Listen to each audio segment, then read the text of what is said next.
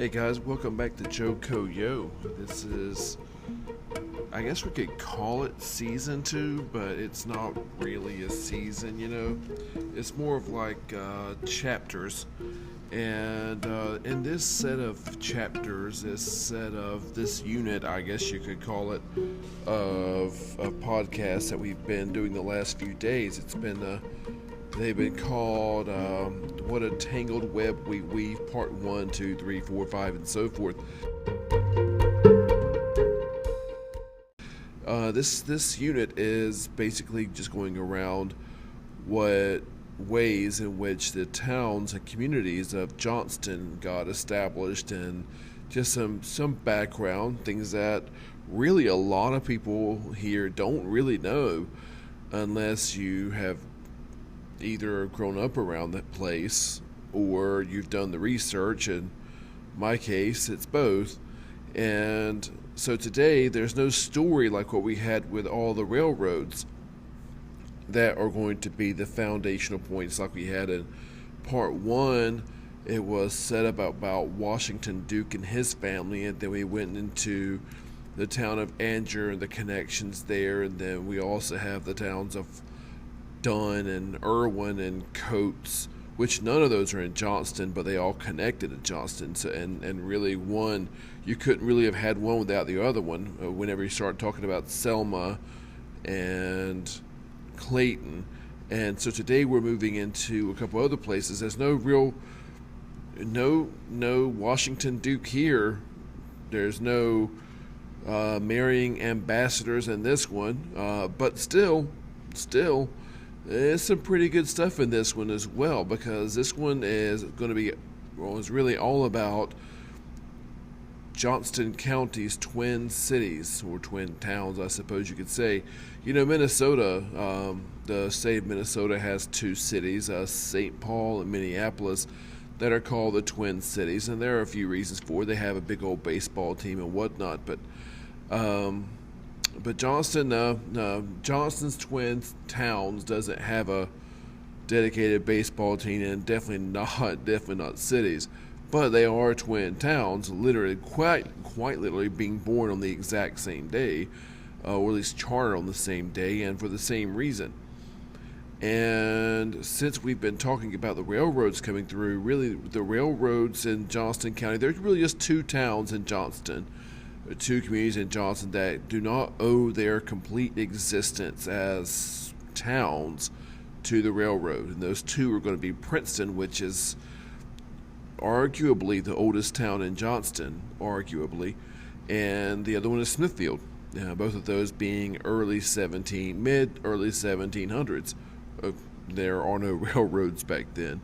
The rest of them really railroads pretty much made them, and these two are no exception. And this is where we really kick off, because we had two main railroads coming through Johnston, as we've mentioned already in the past. There's the one that's going north-south, which is going to connect all the way to New York City and come down into eventually, Florida. And then there's also the North Carolina Railroad, which goes from west to east, starting in Greensboro and stretching out both ways until it gets to the new town of Morehead City. And both of those are going to converge, have a conjunction in Selma. We've already had this conversation. But the one that's going up and down, there are a couple of railroads. We mentioned in the one from Dunn, that was the Durham. There's a Southern Railroad. Well, these north-south tracks, since they're so lucrative and they can make so much money, the towns that pop up around north-south tracks are going to make, again, some pretty good cash. And as we go down through Johnston, we do see this Southern Railroad and the Durham to Dunn, whatever you want to call it. But we also have something called the Atlantic Coastline. Eventually, all of those are going to merge into the Atlantic Coastline. And the Atlantic Coastline is going to keep coming down really, really quickly. When they start building those tracks come down, and it comes down fast. And the part that came through Johnston was known as the Fayetteville Cutoff. It went north-south route, but there are going to be lots of spurs going around, trying almost like bypasses, trying to get to other places. And there's a cutoff railroad track that is called the Fayetteville Cutoff, trying to shorten the distance to South Carolina's market, making its way to Florence, South Carolina, instead of Charleston, trying to go into the interior. And so, as the ACL kept coming down and its cutoffs and spurs, I guess shoot-offs of it, in 1886, tracks going to be laid from the northeast corner of Johnston all the way to the southwest corner. Again, it happens fast. And we have communities all throughout Johnston before the railroad. They used to become towns. I'll just give you some. There's a community called Thanksgiving. There's a community called Spelona. There's a town called, a community called Bagley, and that was actually supposed to be a town, but it never really came together. There's Glendale, there's Corinth, Shoot Hill. We have other communities, Cleveland, for example, Meadow, Arpsboro, Emmet. There's one called Flower Hill, Bentonville, Leechburg.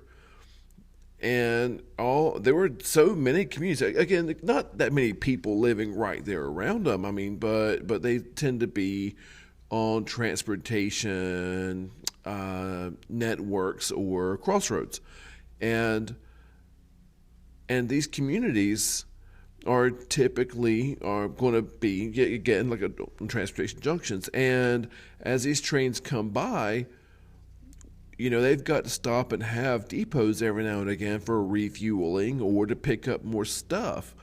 And as the train does come down, there will be communities near those tracks because the communities were there before those tracks.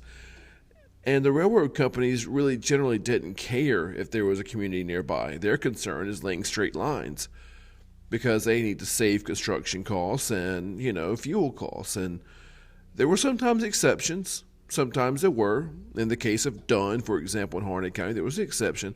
But more often than not, the pre-railroad communities, unless they were already transportation hubs, disappeared with new towns along the railroad depots were established. They're going to put depots not where there are towns, but going to put depots where they need them. For example, there was a community called Beulah Town. It's in northeast Johnston. It was busy enough, actually, to be targeted by the ACL, Atlantic Coast Line. And according to the research and stories I've always heard, there was a man named J.B. Edgerton who was commissioned by the Atlantic Coast Line to try to buy land adjacent to Beulah Town. Beulah Town has stuff. It was near a fairly popular mill and dam known as Lowell Mill. Not right next to it, but, within a few miles. There was also a factory at Lowell Mill. It's got stuff going on. That dam had been there since 1810, and like Mitchner Station, the negotiations to buy land adjoining Beulah Town fell through for one reason or another, and land was instead purchased 5 miles from Beulah because the railroad needs its depot. And so Edgerton, for the ACL, which also known as the Wilmington-Weldon Line, purchased the right-of-way rights on a tract of land owned by a lady named Charlotte or Lottie Watkins and Augusta Barney Watkins, who a few days later decided that right-of-way was not enough, and they decided to go ahead and sell their property. On all 52 acres, they sold it outright for $5.46 an acre, or $279.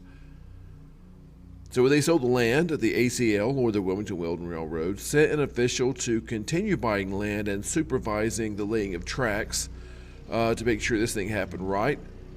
And his name was John Reese Kenly, and he was from Baltimore, Maryland.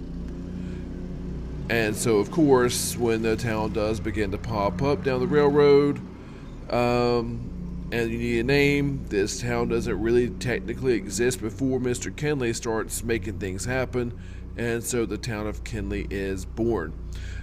Now, one thing that's kind of really neat is, this line comes down through Wilson County, and just up the road, right over the line into Wilson County, is a little town called Lucama, which also is going to have its own depot.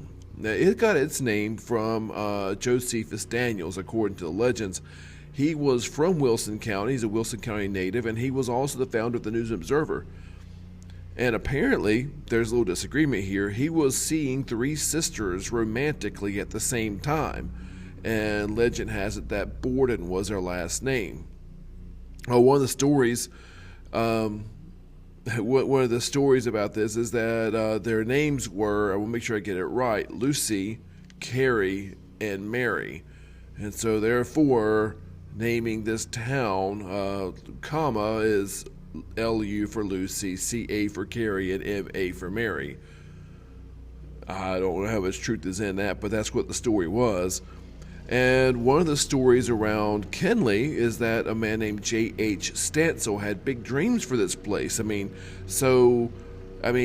seeing the railroad bring in so much money, and no one really knows how much money is actually going to come in. No one really seems to have an idea just how much the railroad's going to impact your little town. And so this businessman named J.H. Stansel, he had big dreams, and he must have had pretty big dreams like some of the citizens of the sister town of Benson. I'll tell you about that in a second.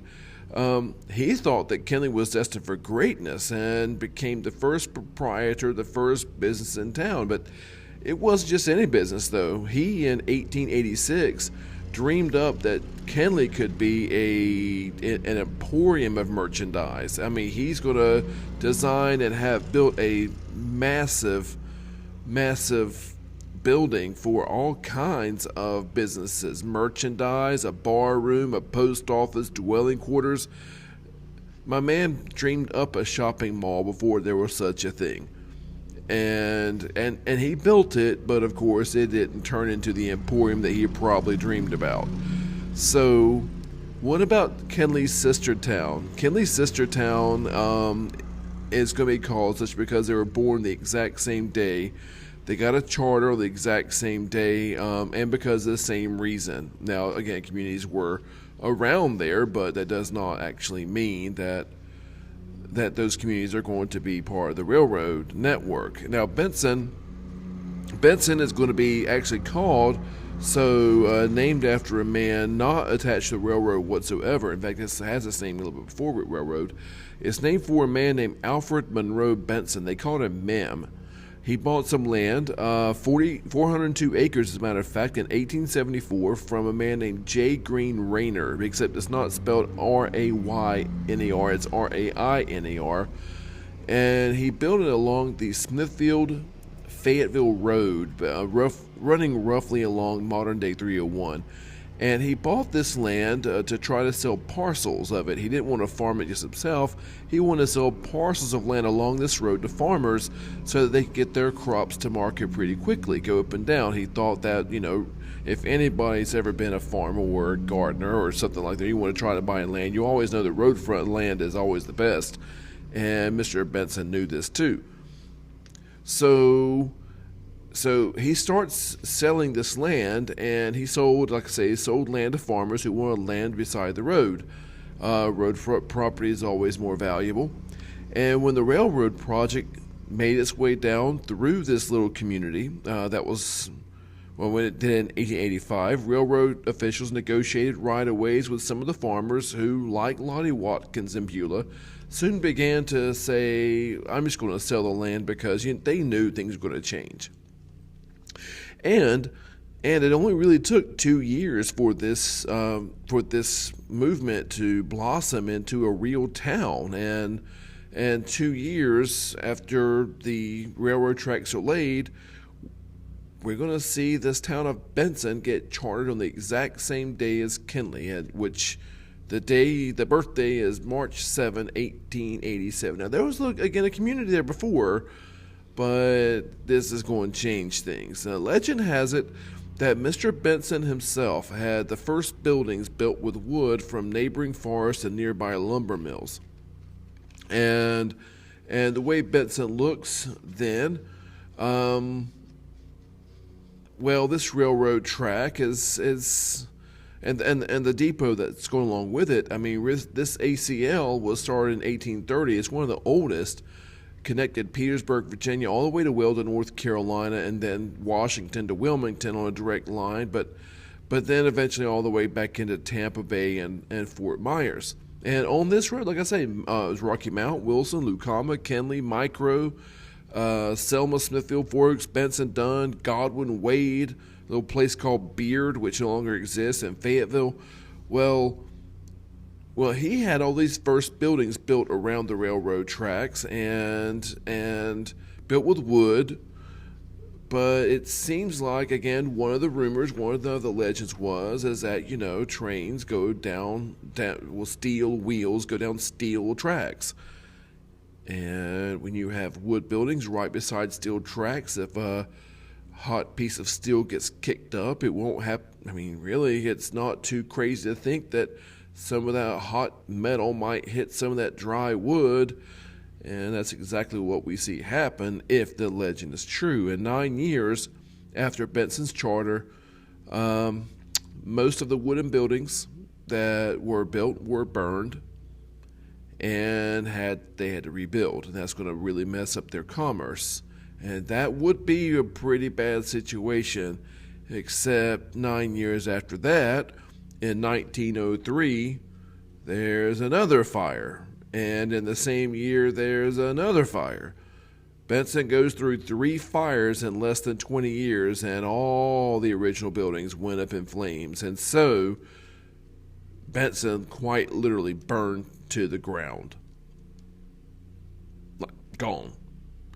So, not undeterred, and because there is commerce there already, the town leaders got together and the commercial owners got together and decided that if we're going to have this town around these tracks, we need to build something that ain't going to burn. So they decided to put up brick buildings. And the brick buildings that they put up to replace those old wooden ones that make up the majority of Benson's downtown historic area now are the same ones they built back in the early 1900s. And when they had built these brick shops, it was almost like it was the best thing that could have happened for Benson, because they started getting more merchants because they're not afraid their place is going to burn down. And these brick buildings are going to be pretty attractive, and so merchants will start moving back in. Grocery stores, general stores, cotton buyers, farm supply stores, even a couple of hotels. The North State Hotel, for example, even had its own movie theater in the 1920s. And so driving through Benson's historic district today is driving quite literally into the 1910s and 20s. Parking on Main Street at the time, and for most of Benson's history, was diagonal lots. In other words, you drove down the road and you just slung into a parking space diagonal to the road. They're going to change that in the second half of the 20th century. Around the 1970s, they changed it to parallel because cars were simply becoming too long. If you remember the 1970s cars, becoming just straight too long for those diagonal lots, and were jutting out into the road. So they switched to parallel, and that's what you see now.